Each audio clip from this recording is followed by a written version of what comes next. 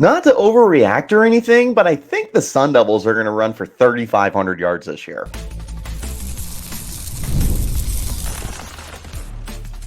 You are Locked On Sun Devils, your daily podcast on the Arizona State Sun Devils.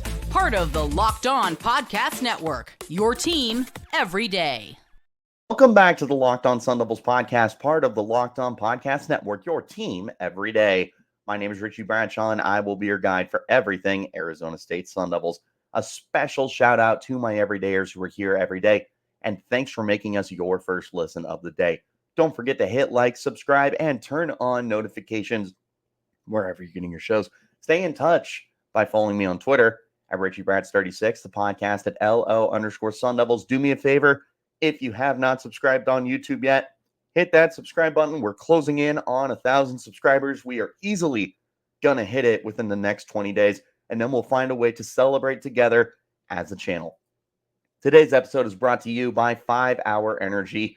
Go to 5hourenergy.com. That's the number 5hourenergy.com and use my promo code LOCKEDONCFB to get 20% off your order. Ladies and gentlemen, welcome back into the show. As I teased at the top, we're going to overreact a little bit. I said not to overreact, and that was a trick. I lied to you, and I'm very sorry. We are going to overreact to the Sun Devils' most recent game against Mississippi State. I've also decided this is going to tie in to the week 1 win over Wyoming, because we didn't do an overreactions podcast of that. This is going to be a staple of the show moving forward. Once per week, we're going to have overreactions to the previous show, and then we'll have quarterly overreactions. So after Texas Tech in 2 weeks, we'll overreact to the first 4 games of the year. Let's overreact to the first 2 games of the year, however. Want to clarify, I don't necessarily believe in these overreactions. I think that there's some hidden, not even truth, just there's stuff that you can see in these and you're like, yeah, I kind of get what you're connecting here. I can see you're bored with all the red lines and connecting the dots and everything. There's some stuff here. Some of the stuff I do think could happen. Some of it is very far-fetched, and you'll see exactly what I mean. And you know what? We'll start right off with the banger, and that's that ASU is going to run for 3,500 yards this year. To be exact, 3,522. That is what they are on pace for after 2 games. 293.5 rushing yards per game right now. Last week against Mississippi State, they ran for well over 300 yards, thanks to a historic performance from Cameron Scadaboo, where he ran for 262 yards, which was the second highest rushing single game total in Sun Devils history, right behind Eno Benjamin back in 2018 against Oregon State. You have this collective of running backs that just feel like you can do anything with them. Going into the season, we said that ASU had 6 guys in the backfield that you would be comfortable as your starting running back.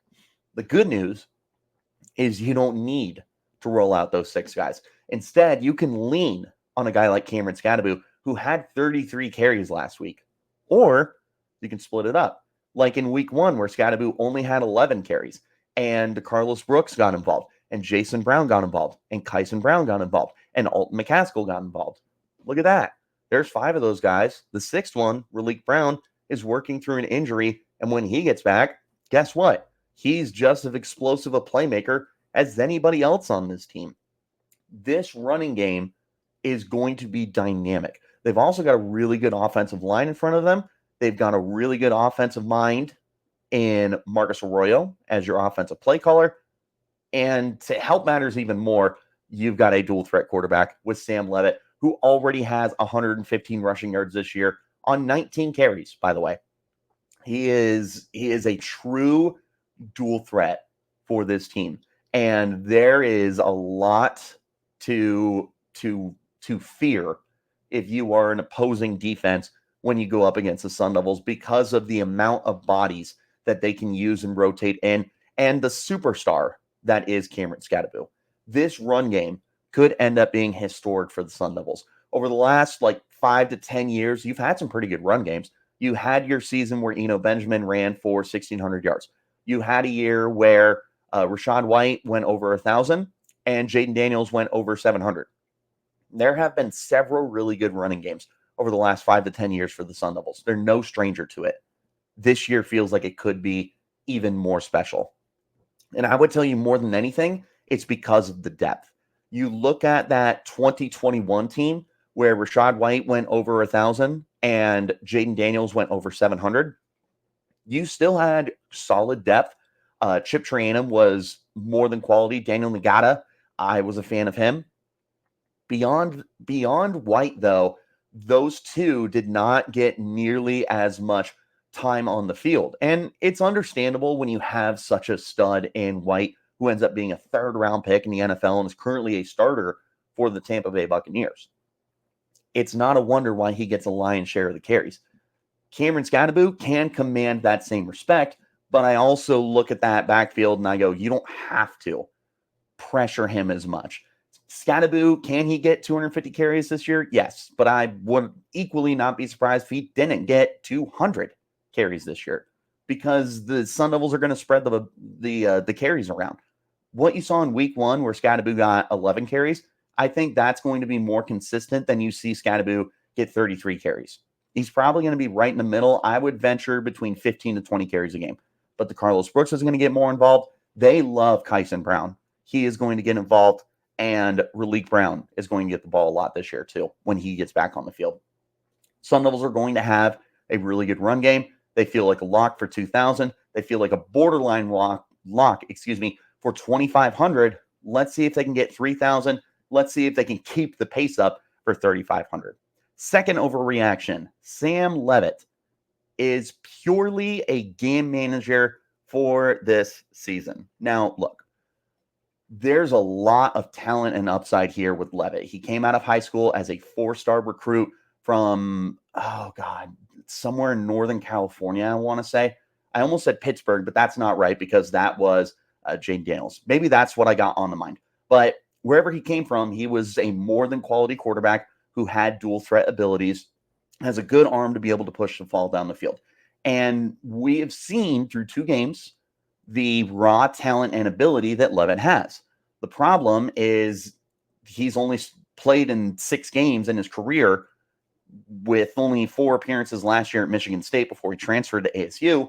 And through 2 starts at ASU, it's been okay. 24 of 42, 57.1% completion, far from ideal. A pretty solid 7.8 yards per attempt, 327 passing yards, 2 touchdowns, 0 interceptions. He's only taken 3 sacks. Pretty good. The other day, Jordan Simone compared him to a combination of Taylor Kelly and Mike Bercovici. That's very, very good praise. I would love if he became the former and became that Taylor Kelly kind of player for your team that can survey the field and dish the ball out very evenly to some of his stars, but he can really take advantage of you as a runner. Now, I have to imagine Levitt is going to slow down as a runner. He already has 115 rushing yards. I would imagine he's going to regress a little bit and hopefully take a step forward as a passer. But as far as this year goes, he is set up for a position where he doesn't need to go out and win you football games by himself. Quite frankly, I don't think that's a fair expectation to place on him. I think he needs a little bit of time right now to get himself right, to get his game figured out, to develop into himself, because the upside is through the roof. But it's a matter of getting him to that point. And I think the best thing that the Sun Devils can do to eventually get him to that point is shrink the playbook, make things nice and simple, and let them play to the strengths of the offense. That's going to be running the football this year, which Levitt can do. So it's not like he's just going to be handing the ball off. He's going to beat you as a runner. 115 yards already. He could easily get 500 this year. He scored 2 touchdowns against Mississippi State. They were good rushing touchdowns. His first one, I mean, he went yard. Like it was a 21-yard scamper, and he was able to extend the ball and dive into the end zone. He is a good runner. He's going to get involved this year. If you can get about 2,200 passing yards from him this year and between 15 to 20 touchdowns and keep the interceptions under 10, that's a terrific year to begin his stint in Arizona State. But through 2 games, I think that's the best role you can place him in. I do not think you should be asking for anything more out of him this year. Feels like for year 1, Sam Levitt is going to be a game manager. That's not a bad thing at all for a young quarterback with an offense that can allow him to do that. But again, as far as overreactions goes, that's the way that we're kind of trending right now. Going to the trenches and the defensive side of the football, I've got 2 more really good ones before we have a 5th and a couple of honorable mentions. We're going to hop into those in just a moment. This is the Locked On Sun Devils podcast, part of the Locked On Podcast Network, your team every day. Hey there, Locked On Sun Devils fans. I want to make you aware and take a moment to give you a heads up on the brand new mobile game I think you're going to love as much as I do, because I have played it. It's a lot of fun. Ultimate College Football Head Coach. In this amazing game and simulation, you get to step into the shoes of a head coach, lead your favorite football program to glory. Imagine actually being the head coach of Arizona State. From recruiting players and hiring coaching staff to overseeing training camps and handling school scholarships, you control every crucial detail of your program. It's all in your hands. Can you handle the pressure? The thing that I really love about this game is you're responsible for offensive play calling during the games. Your strategy will not only determine the success of your football season, but it's going to shape the future and the legacy of your program.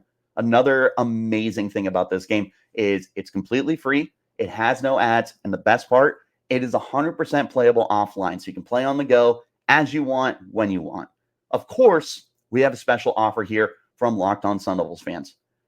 Use my promo code Locked On CFB, all capitals, inside the game store and get a free boost for your program. Make sure you take advantage of this perk. It's going to help you get off to a strong start for your program. Download the game. Visit ultimate-cfb.com. You can look it up on your app store too. Ultimate College Football Head Coach. Begin your coaching legacy today. Wherever you get your shows, hit like, subscribe, and turn on notifications so you get that update whenever we post new content. A special shout out to my everydayers who are here every day, and thanks for making us your first listen of the day. Let's overreact some more and flip over to the defensive side of the football, starting with the defensive line, but sprinkling in the offensive line as well, because I'm going to say that ASU is going to dominate the trenches on both sides of the football for the rest of the year. The offensive line, they are on pace to deliver a historic rushing season for the Sun Devils. You can tell that A, they're healthy compared to where they were last year. B, the depth is nasty. You've also seen guys really kind of develop and take that big step forward. Lee Fotanu, for me, is someone that I was very high on going into this year. I felt like he could end up being some kind of, not All-American, all-conference player. He was on my preseason all-conference team, fun fact. He looks really good. He is doing a great job making things easy for Sam Levitt, or at least easier by calling out the defense. He's a good blocker too. And when you have a guy of the quality that Lee Fotanu is at center, it makes everyone around him play better as well. You're getting really quality play out of Ben Coleman at left guard. Right guard, they've been rotating guys. I know that Kate Briggs has seen a lot of time. I love what they're doing in the interior of the line. I love that you're rotating the right guard spot because you have the depth to be able to do that. Outside of your tackles, Maxi Onaker, up and down, I feel like he has more good performances than he does bad performances. But there's some reps that I know he would like to have back and, kind of cross that bridge when you get to it. Left tackle, they're going back and forth between Emmett Boley and Josh Atkins. I feel like Boley has been the better of the two, but that's not to say that Josh Atkins has been bad. In fact, Atkins has had some very quality reps for you, and he's probably the future at the position, knowing that he's a junior and Bully is a graduate player. They've got depth, man, and they're doing so good. They're also doing a pretty good job making life easy for Sam Levitt. They've allowed 3 sacks. It's not terrible. Now, there has been some pressure, but the good news is you have a quarterback in Sam Levitt that can navigate the pocket and break off a run when he needs to, which is going to make things better for the offensive line. They're playing at a high level right now. Feels like they're only going to get better. Defensive line. This is a nasty unit. I will tell you one of the bold predictions I can give you right now. That not an overreaction. I'll give you a bold prediction here. I will say the defensive line itself, tackles and edge rushers, guys who are going to put their hand in the dirt, so not your linebackers, not your safeties, guys who are consistently going to put up 3-point stances, all that good stuff. They're going to get 25 sacks by themselves. Elijah O'Neal already has 2 this year. Clayton Smith is an absolute monster. The interior, you're getting pressure from guys like Jacob Rich-Kongaika, who got his first sack against Mississippi State. CJ Fight is really, really good. Zach Swanson, Jeff Clark is very, very quality as well. They've got the depth to be rotating in off the edge. Prince Dorbaugh's not even back out there yet. Prince Dorbaugh was arguably your best pass rusher last year. When they get him back, that's another juice to this defensive line. They're absolutely killing it. The interior of the line, to me, has been the most impressive aspect of this team this year. They are controlling the line of scrimmage. They have not allowed 100 yards on the ground yet this year. And they have absolutely killed it against the quarterbacks. And they've played 2 quarterbacks that can run. Wyoming likes to run the football. I can't remember their quarterback's name. It's very different. Likes to run the football. He had negative yards because they sacked him so much. Last week against Blake Shapen, he's a guy who can beat you with his legs. Guess what? Negative rushing yards because they sacked him so much. They are absolutely controlling the line of scrimmage. And the way that they're doing it is allowing the linebackers and the safeties to have an even easier job to clean up plays. Shamari Simmons has been one of the biggest benefiters of this. Playing from the nickel spot, if the run game tries to bounce it outside and get a stretch run or something, guess who's right there? Shamari Simmons, because he's fast, he's physical, and he's a good tackler. It's difficult to get past him because the defensive line is making this stone wall up front that you can't get through it. You are running into that wall, and there's just no wiggle room. So you're forced to go outside. And then Shamari Simmons gets you. And then Keyshawn Elliott gets you. And then Ghost Rouser gets you. You have guys that fly to the football. Everyone gets their cap to where they need to be. And it's because the defensive line is so dominant. Between the way the offensive line is playing and the way the defensive line is playing at a high level that we haven't seen from the Sun Devils in several years, you should be able to dominate the trenches the rest of the year. Another bold prediction. Number 4, Brian Ward, with the way he is calling this defense, will be a head coach somewhere in 2024. I've mentioned it before on this podcast. He is going to get calls this offseason. If you're ASU, you need to do whatever you can to retain him. You cannot let Brian Ward leave the building this offseason. Through the 2 seasons that he has been here, this defense has completely transformed.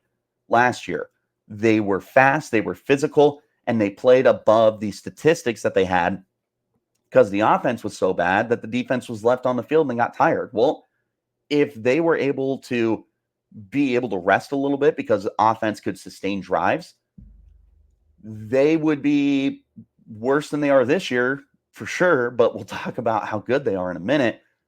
They would still be a more than good defense last year. That defense was what helped them stay in games against Washington, against Cal, games that ASU could have won if the offense was able to step up. That's huge. And now in year 2, they're even better. They added talent. They got better at linebacker with Keyshawn Elliott, with Zyrus Fiaseu. When Tate Romney gets back from injury, those 3 are so good to play a linebacker. The defensive line got deeper. CJ Fight returned, and then they added Jacob Rich-Kongaika. They added Jeff Clark. They added Zach Swanson. And those 4 have been terrific as long as they're able to get back to 100% health. Prince Dorbaugh's back. Elijah O'Neal is back. I already said Prince Dorba. Clayton Smith is back. When Dorba is returned from injury, terrific pass rushing trio right there. You've got very quality play in the secondary. You did replace a lot. You replaced 4 of your 5 starters in the secondary last year when you include Jordan Clark at nickel. And yet you're getting pretty good play. They moved Shamari Simmons from free safety to nickel. He's been phenomenal. He's been absolutely phenomenal. He's been one of the best players on the defense. Ghost Rouser takes over one of the starting safety spots. He is a tone setter. He's a good tackler, but he is going to lay you out. You are going to feel it when he flies your direction. Then you have Xavion Alford, who is your third safety, and he's also really, really good, turns out. After missing 1,000 days of football, he has come back and instantly given you a juice to this secondary. As long as Keith Abney and Javen Robinson are able to continue developing on the outside, and then Cole Martin gets his opportunities at nickel when LT Welsh gets back onto the field, you're going to have a really quality defense. And so much of it has come because of the scheming and the development that they have seen under Brian Ward. He has been a phenomenal defensive coordinator for several years now, even before Arizona State. But now at ASU, he is in his bag, and his stock has never been higher for teams to take a look and hire him. Now, does a team like Clemson hire him if Dabo Swinney is gone? Probably not. But will a G4 or G5 team take a look at him for their opening? Absolutely, and they should. He's got a little bit of head coaching experience. It's not a ton. I think he's 15 and 17 in a interim head coaching role. He's got stuff to prove for sure, but he's only 51 years old. I mean, this is still a relatively young guy who has clearly never been at a higher point in his career the way that he is calling ASU's defense right now. He is going to get calls this offseason. I absolutely promise you. I only hope that ASU can find a way to retain him. As long as he stays at ASU, even if it's just one more year, because in year 3, with the way this roster has been built, you should be able to go to a pretty nice bowl game next year. But you're going to be in bowl contention this year, and a huge reason for that has been the play of this defense. They've been nothing short of exceptional this year, and Brian Ward has been the biggest reason for that. I've got one more overreaction for you to round out my top 5, and I got a couple of honorable mentions we're going to go through as well. Coming up here in just one moment. This is the Locked On Sun Devils podcast, part of the Locked On Podcast Network, your team every day. 5 Hour Energy is also helping us today. They fix tired fast. Whether you have a long list to do for work or a list of DIY projects to tackle at home, take a 5 Hour Energy shot so you can check off everything off that list. Because if you're like me, you always have a large list of projects at home, at work, anywhere. When you get supplies for your project, don't forget the most essential supply, which is that 5 Hour Energy shot.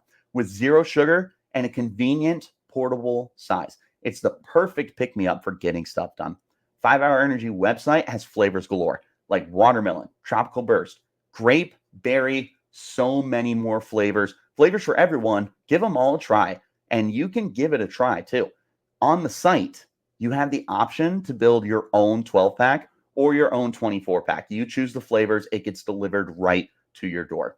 Go to 5hourenergy.com. That's the number 5hourenergy.com and get 5 Hour Energy product today. You can use my promo code LOCKEDONCFB to receive 20% off your order. This offer is only valuable until September 30th, however. It cannot be used with any promotions. It's only with one order. The code is not good on subscription offers. Again, go to 5hourenergy.com, the number 5hourenergy.com. Use the promo code LOCKEDONCFB and get 20% off your order. Go to 5hourenergy.com today. One more time, wherever you're getting your shows, like, subscribe, turn on notifications so you get those updates when we have new content come out. I appreciate you guys, as always, for tuning in. And a special shout out to my everydayers who are here every day. Let's round it out One more bold prediction and a couple of honorable mentions here. Last bold prediction is Ian Hershey, the place kicker for the Sun Devils, is the best place kicker that the team has had since Zane Gonzalez. I know, that's nuts, especially because there's been some quality guys in that time frame. Most notably, Christian Zendejas, who had a really good 3-year stretch with the team. Legacy guy, by the way. His dad was Luis Zendejas, who dominated for ASU way back when. Christian had a good run at ASU. And before him was Brandon Riece. And Brandon Riece had a good 2-year stint with Arizona State. Since then, however, it's been kind of a revolving door. Carter Brown was okay as a freshman. He transfers out. Dario Longhedo last year, very inconsistent as a field goal kicker. ASU needs help when it comes to field goals because they just have not been able to convert those the last 2 years. It has been a big-time struggle bus for the team. In fact, they just haven't had consistency since Zendejas was here. And that was like 2020, something like that. I think 2021 was his last year. They need to have consistency in their kicking game, especially if they're going to be a team that's going to go down to the wire, a team that I have said before didn't know how to win. They look like they can win this year, but an aspect that helps you is getting tight, close, low-scoring wins. How do you do that? You have a kicker that can get you 3 points, whether you stall out inside the 20-yard line and you have to settle for 3, or maybe you need that 40-yard field goal. He can do it. He's 6 of 5. He's 5 of 6 on field goals this year, 3 for 3 inside 30. He missed his lone kick of, I think it was 37 yards, something like that. And then he's 2 for 2 from 49 to 40 to 49. That's not bad. And he's a perfect 9 for 9 for his extra points made. He's off to a great start for the Sun Devils. And keep in mind, there's competition too. Karsten Kiefer's behind him. Parker Lewis is behind him. So nothing is given here for the redshirt sophomore. And yet he's been exceptional. This is also a guy, mind you, that has punting experience. At some point in time, he took over as ASU's punter last year because the guy who was starting, God, I can't remember his name, wasn't good. So he's got some punting experience, but he's definitely much more of a field goal kicker for your team. And he is off to a heck of a start. Hopefully he's going to be able to keep it up because if he does, ASU may have finally found their solution at kicker, which will allow them to win tight games, which is huge for a team that is finally figuring out how to win tight games. 2 more honorable mentions for you, not really as fleshed out. The first of my 2 honorable mentions is the defense is going to record 10 touchdowns. Talk about absolutely throwing something at the wall and hoping that it sticks. They have 3 through 2 games this year. I don't see any reason that they won't have any more. 10 would be bonkers. You would be one of the 5 best defenses in the country. I say we go all in. Why not? They're on pace. I would assume that's probably about 17, maybe 18, something like that. 3 in 2 games. It's something nuts. ASU could do it with the playmakers that they have, especially once the secondary starts contributing turnovers. Xavion Alford, Shamari Simmons, Miles Rouser, those guys are ticking time bombs to be able to start getting interceptions. Keyshawn Elliott, Cyrus Fiaseu, forced turnovers. You're going to get more strip sacks from Clayton Smith, Elijah O'Neal, and the return of Prince Dorba. They have the potential to force a lot of turnovers this year. They have the potential to score a lot of points based off of what we've seen. 4 turnovers, 3 touchdowns. That's a good trend. Last one, ASU will not have a receiver with 700 yards. Unfortunately, ASU's passing game is not off to a good start. 327 passing yards. The most receiving yards from a single player is Kyson Brown, who caught 2 passes for 73 yards, both of them in week 1, and 68 of those 73 yards came on 1 play. They have not been able to do very much through 2 games. And it's 2 games. Things could change. But we're not off to this dynamic start that gives you the confidence that ASU is going to be able to pass for 2,500 yards, that ASU is going to have a true number one receiver to replace Elijah Badger, that ASU is going to have a 1,000-yard receiver or an 800-yard receiver or 700-yard receiver. I've said on this podcast, I want to see Sam Leavitt start to create a connection with a number one receiver. I don't care who it is. I don't care if it's Jordan Tyson, Melcon Stovall, Malik McLean, whoever it is. Shema Taylor at tight end, Cameron Scottaboo in the passing game. I just want to see him find a connection with someone that he feels confident in to be able to stack up those opportunities. When the play breaks down and he needs to keep his eyes down the field, I want him to say, there's number 0. I'm going to find a way to get him the ball. There's number 4 in the flat. I'm going to give him the ball, and I know that he can do something with it. Just figure something out. But in the meantime, there's not a lot of confidence here. There's very quality players. But last week where you went 10 of 20, it's a quarterback issue too. It's not just a receivers issue.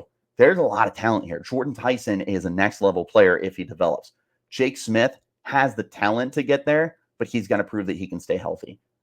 There are weapons on this team for sure. But unfortunately, as of now, I just don't have the trust and the belief that ASU's passing game is going to be doing enough this year. Hopefully your run game is able to have that historic year to kind of mask up the weakness that might be the passing game. But those are my overreactions. 5 overreactions, 2 kind of half-baked as well, honorable mentions. What are your overreactions after Mississippi State and after 2 games to start the year?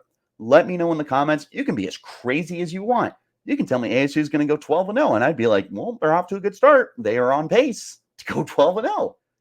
Let me know in the comments what your crazy predictions are for the rest of the year, what your crazy overreactions are. You can hit me up on Twitter as well at RichieBrats36 and the podcast at LO_Sun Devils. Wherever you're getting your shows, hit like, hit subscribe, turn on notifications so you get that update when our content is up. Shout out to my everydayers who are here every day, and thanks for making us your first listen of the day. We will be back tomorrow and officially previewing ASU against Texas State. We'll be taking a look at what the game means to this team, how to win, and what happens next, win or lose for this program. I'll see you guys tomorrow. Until then, you keep it locked right here on Locked On